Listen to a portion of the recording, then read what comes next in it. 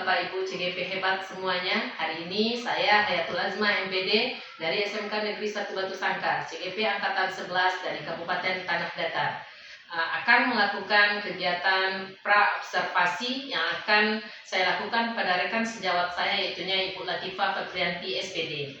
Hari ini beliau sudah berada di samping saya. Assalamualaikum Bu Tifa, bagaimana kabarnya? Waalaikumsalam Ibu, alhamdulillah sehat. Ibu sehat? Alhamdulillah sehat Bu Tifa. Terima kasih ya Bu Tifa atas waktunya telah meluangkan waktu pada kesempatan kali ini, yaitunya pada kegiatan pra-observasi. Bu Tifa, adapun tujuan kegiatan pra-observasi ini adalah untuk mengetahui dan mengevaluasi jalannya proses belajar mengajar yang Ibu lakukan agar kegiatan tersebut dapat berjalan sebagaimana mestinya dan Ibu bisa lebih siap dan bisa lebih percaya diri sehingga memberikan pembelajaran terbaik kepada siswa. Untuk itu pada kegiatan pra-observasi ini saya akan mengajukan beberapa pertanyaan kepada Ibu. Siap ya Ibu ya? Pertanyaan pertama Ibu Tifa, kira-kira pada saat observasi nanti materi tentang apa yang akan Ibu Tifa sampaikan? Teori materinya itu teori masuknya Hindu-Buddha di Nusantara, Pak. Nah gitu ya, berarti mata pelajaran sejarah ya Ibu Tifa ya? Iya, Pak. Oke. Kemudian pertanyaan selanjutnya, tujuan pembelajaran apa yang ingin Ibu Tifa capai pada materi tersebut? Tujuannya yaitu peserta didik dapat menjelaskan dan mengidentifikasi teori masuknya Hindu-Buddha itu di Nusantara. Gitu ya.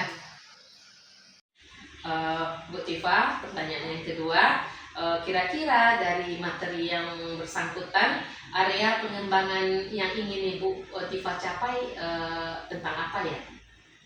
Nanti ada 3 bidang ya Bu Iya. ya, yang pengetahuan, itu kognitif siswanya, lalu keterampilan psikomotor dari siswa, lalu yang terakhir mengenai sikap, bidang sikap itu yang afektif, bagaimana siswa itu dalam menyelesaikan tujuan yang kita berikan.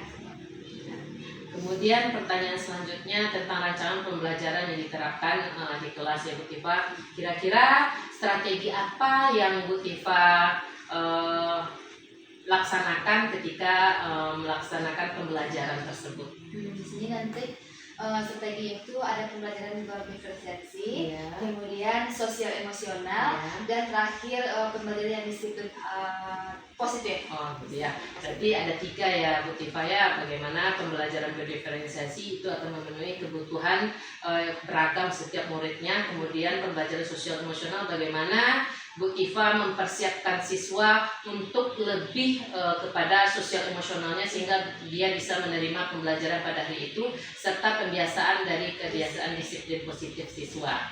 Oke. Kemudian kira-kira model pembelajarannya apa itu Bu Tifa? Yang akan diterapkan itu Ya. modelnya PJBL. PJBL, Project Based Learning ya. Kemudian metode yang akan diterapkan?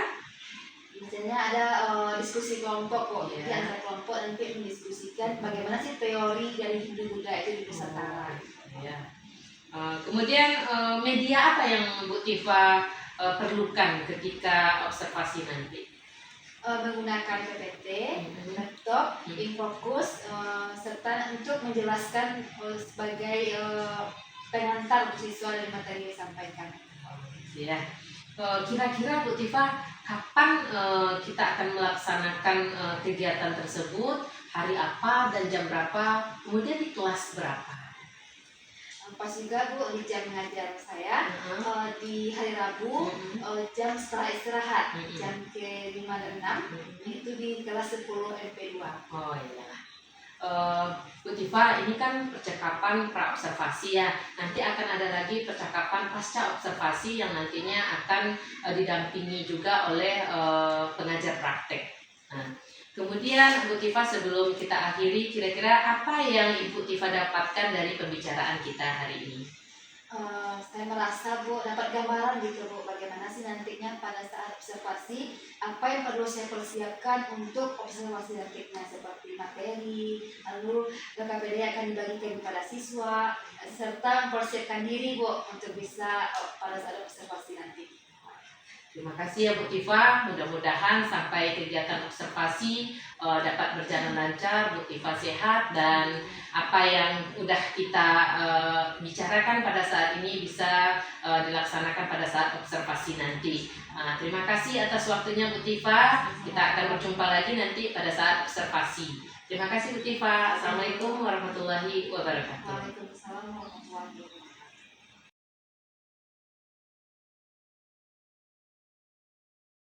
Bapak Ibu CGP hebat semuanya, hari ini saya akan melakukan observasi supervisi akademik terhadap rekan sejawat saya, yang mana pertemuan pra-observasinya sudah kita lakukan pada pertemuan sebelumnya. Hari ini adalah kegiatan observasi, yaitunya bersama rekan sejawat saya, Latifah Ferdianti SBD. Bagaimana Bu Latifah? Siap? Silahkan Bu Latifah, terima kasih ya. Assalamualaikum warahmatullahi wabarakatuh.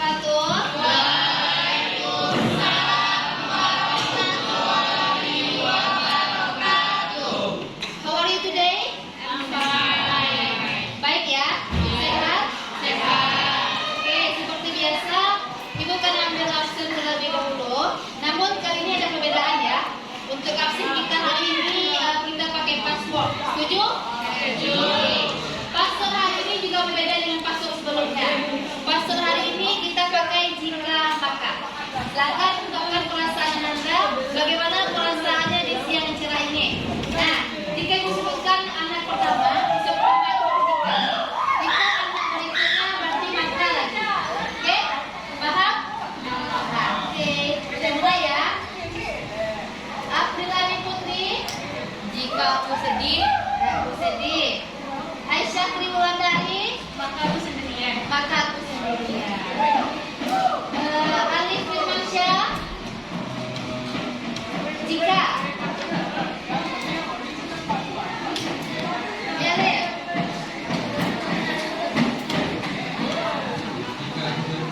Jika aku pergi. Anissa Ramadhani, maka aku akan mengikutimu. Oke. Ayu Febriani, ya Ayu.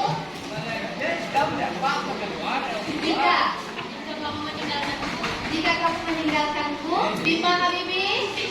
Maka aku meninggalkan saja. Tega Bimaya. Bunga Hidayatullah sakit. Bunga sakit ya? Cahaya Azhara. Tiga bani lah. Jika aku kesepian, Dirga Nugra.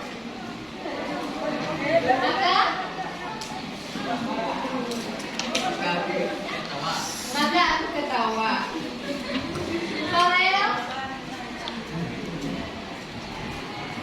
Jika duitku habis. jika duitku habis. Farhan Ahmad, maka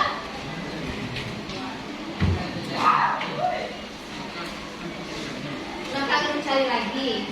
Semangat ya Farhan. Gadiza Putri, jika kamu dengan dia. Dia Nolana, maka kalau kamu meninggalkan dia aja ya, bukan kamunya. Hinayah Aulia, jika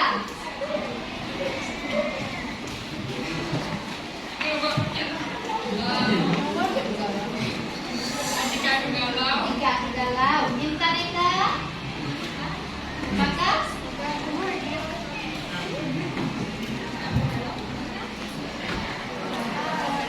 bagaimana perasaan Anda? Maka aku akan menemanimu setia ibadah. Irza sakit. Jumainil, Jenny Trisalia, jika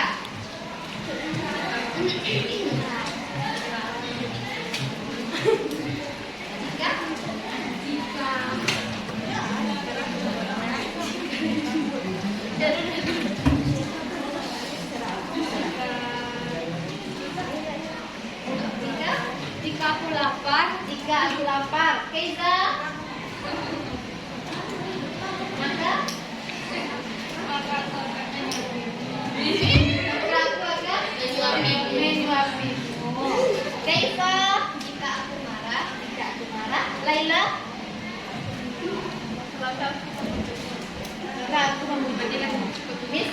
Mati. Oke, baik Anda. Jadi materi kita hari ini yaitu mengenai teori masuknya Hindu-Buddha di Nusantara. Nah, adapun tujuan pelajaran kita hari ini yaitu bagaimana nanti Anda bisa menjelaskan dan mengidentifikasi bagaimana sih teori masuknya Hindu-Buddha itu di Nusantara. Paham? Oke. Untuk pertemuan kali ini kita akan membahas dua materi yaitu sumber masuknya Hindu-Buddha di Nusantara dan juga teori masuknya Hindu-Buddha di Nusantara. Adapun sumber yang terkait itu ada 4. Yang pertama ada berita dari India, lalu ada berita dari Cina, berita dari Yunani dan prasasti, kitab kuno dan bangunan kuno. Kemudian teorinya juga ada 4. Ada teori Brahmana, teori Ksatria, teori Vaishya dan teori Oke. Sebelumnya Anda pernah mendengar kata-kata Hindu-Buddha? Nah, karena kita belajar sejarah ya. Sejarah itu bagaimana? Peristiwa yang telah berlalu. Jadi kapan terjadinya Hindu-Buddha ini? Masa lalu, telah berlalu, bukan masa sekarang ya.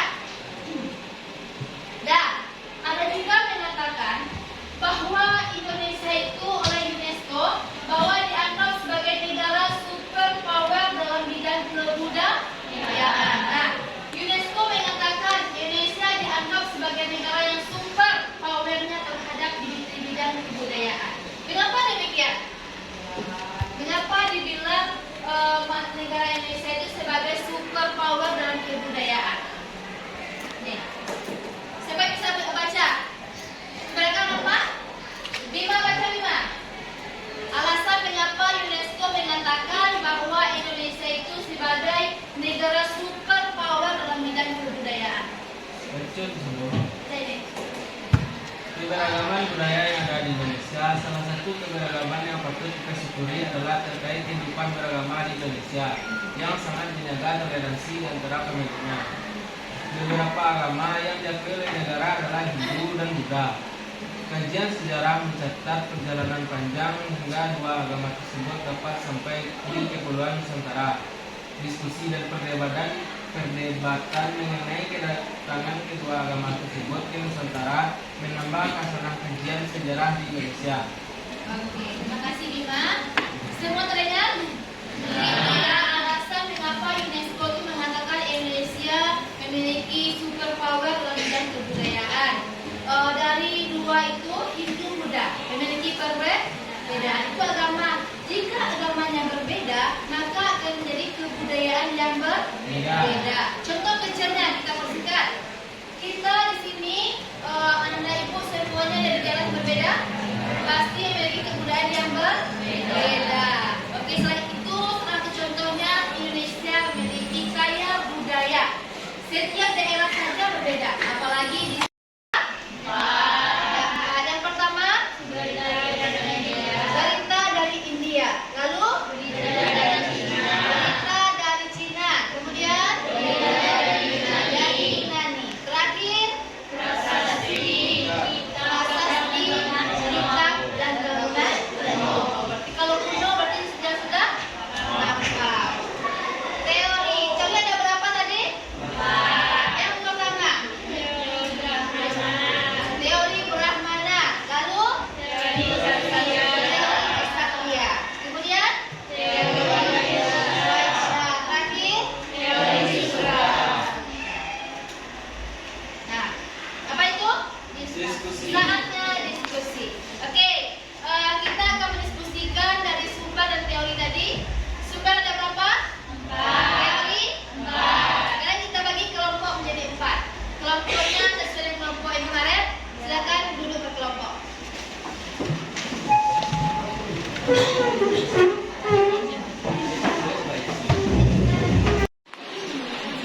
Oke, sudah duduk berkelompok? Sudah. Sekarang tugasnya, tadi kita akan mendiskusikan mengenai sumber dan teori. Sumber ada 4, teori ada 4. Jadi sekarang diskusikan dengan kelompoknya, bagaimana sih teori dan sumber yang terkait mengenai masuknya Hindu-Buddha di Nusantara. Kalau bisa cari nanti teori atau sumber yang terbaru, yang terjadi terbaru mengenai masuknya Hindu-Buddha di Nusantara. Nanti kita diskusikan masing-masing kelompok. Oke? Nah,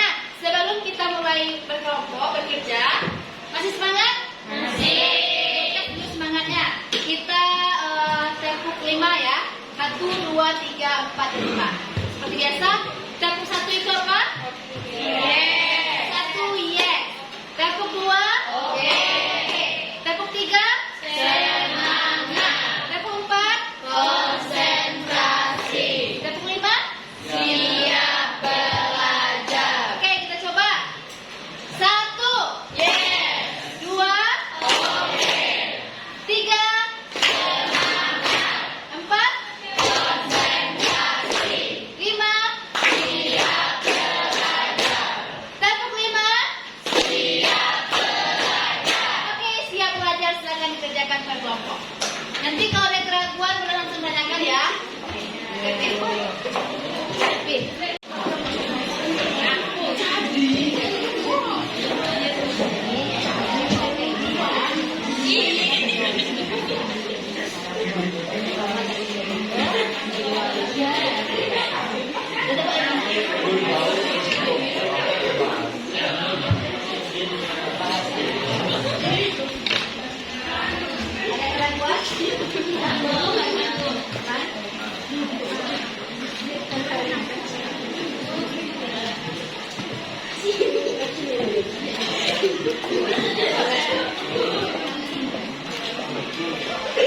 Sudah selesai?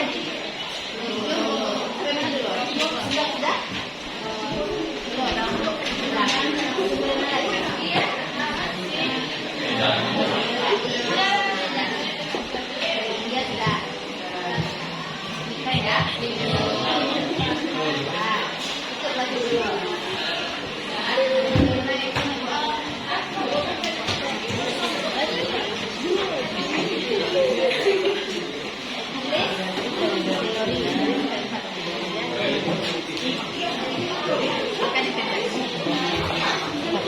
Oke Nanda, berkumpul jam kita sudah selesai. 2 jam pembelajaran dengan Ibu sudah berakhir.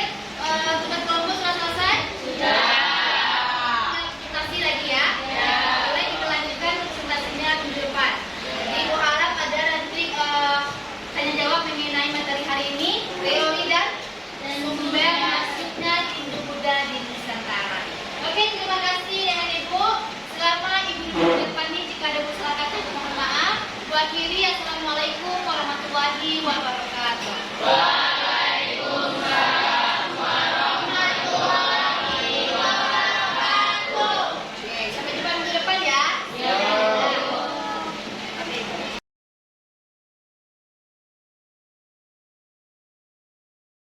Assalamualaikum warahmatullahi wabarakatuh. Tifa, bagaimana kabarnya? Alhamdulillah sehat. Bu Tifa, pada hari Rabu kemarin kita sudah melaksanakan observasi ya, supervisi akademik di kelas Bu Tifa dengan mata pelajaran sejarah. Nah, sekarang adalah kegiatan pasca observasi. Saya selaku Hayatul Azma MPD CGP Angkatan 11 SMK Negeri 1 Batu Sangkar Kabupaten Tanah Datar itu akan melakukan wawancara pasca observasi namanya Bu Tifa. Yang pertama saya ucapkan terima kasih ya Bu Tifa karena kemarin Bu Tifa sudah menyiapkan segala sesuatu dengan lebih baik pada saat observasi. Kemudian hari ini sudah meluangkan waktu juga untuk kegiatan pasca observasi gitu ya. Adapun seperti yang kita tahu, kegiatan ini kita lakukan, kita ingin mereview, kita ingin melihat apakah kegiatan observasi kemarin dapat memberikan hal yang terbaik ya untuk memberikan apresiasi bagaimana pembelajaran yang terbaik untuk anak didik kita ya Bu Tifa ya. Berkaitan dengan itu ada beberapa pertanyaan yang akan Ibu sampaikan kepada Bu Tifa. Yang pertama, kira-kira apa yang sudah Ibu Tifa lakukan saat kegiatan observasi pada hari Rabu kemarin? Apa yang sudah Ibu Tifa lakukan? Kemarin kan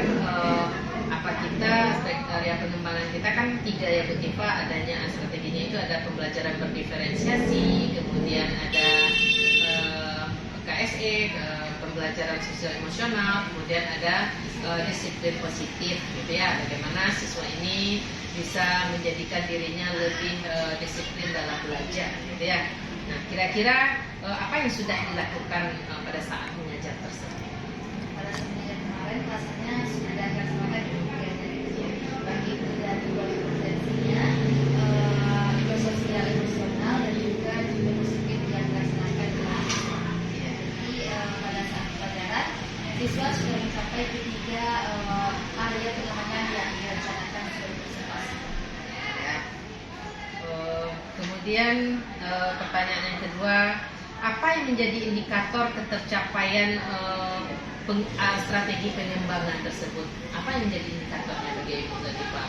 Mulai dari pembelajaran diferensiasi, kompetensi sosial dan emosional, kemudian disiplin positif. Seperti kalau yang bagi referensi, siswa sudah belajar kelompok itu sudah sampai gitu, sudah melaksanakan kelompok belajar sesuai dengan materi dan bagi kelompok yang diberikan. Kemudian yang sosial emosional, siswa pun merasa ada perasaan sebelum belajar itu ada bahagianya, senangnya, atau suasana belajar yang diciptakan di dalam kelas. Dengan apa ya? Dengan mengambil daftar hadir melalui jika dan makanya ya. Lalu untuk yang disiplin positifnya, dari hasil kerja kelompok, siswa mendapatkan hasil sesuai dengan target yang diberikan. Kemudian pertanyaan selanjutnya Bu Tifa, apa yang bisa apa kira-kira tindak lanjut dari kegiatan yang Bu Tifa lakukan? Kalau tadi katanya kan sudah bagus ya Bu Tifa ya, dari saya amati pun sudah bagus dengan adanya mulai dari kegiatan awal ini sampai dengan kegiatan berikutnya, insya Allah sudah berjalan dengan lancar gitu ya, dan sudah bagus. Kira-kira tindak lanjut ke depannya, apakah karena Ibu pas ngambil penilaian saja, atau karena Ibu mengamati seperti itu, atau memang seterusnya akan seperti itu, atau sebelumnya juga seperti itu? Sebenarnya seperti itu, cuman mungkin kedepannya lebih ditingkatkan lagi. Mungkin pada hari itu karena ada yang mati ya, siswa itu lagi antusias belajar. Namun kedepannya mungkin ketika tidak ada yang observasi atau meneliti, siswa itu ada rasa untuk tetap disiplin. Mengenai pencapaian itu. Kemudian berarti akan mempertahankan atau lebih meningkatkan lah dari apa yang sudah ada ya Bu Tifa ya. Semua ini kita lakukan pasti untuk memenuhi kebutuhan dari peserta didik sendiri, bagaimana pembelajaran terbaik itu bisa mereka dapatkan ya Bu Tifa. Mungkin untuk pertanyaannya saya cukupkan sampai di sana. Terlebih dan terkurang saya mohon maaf. Kepada Bu Tifa saya ucapkan terima kasih. Assalamualaikum warahmatullahi wabarakatuh. Ya, tetap bersama dan bergerak bersama, menggerakkan untuk lebih baik lagi pendidikan bangsa ini ya Bu Tifa ya. Siap.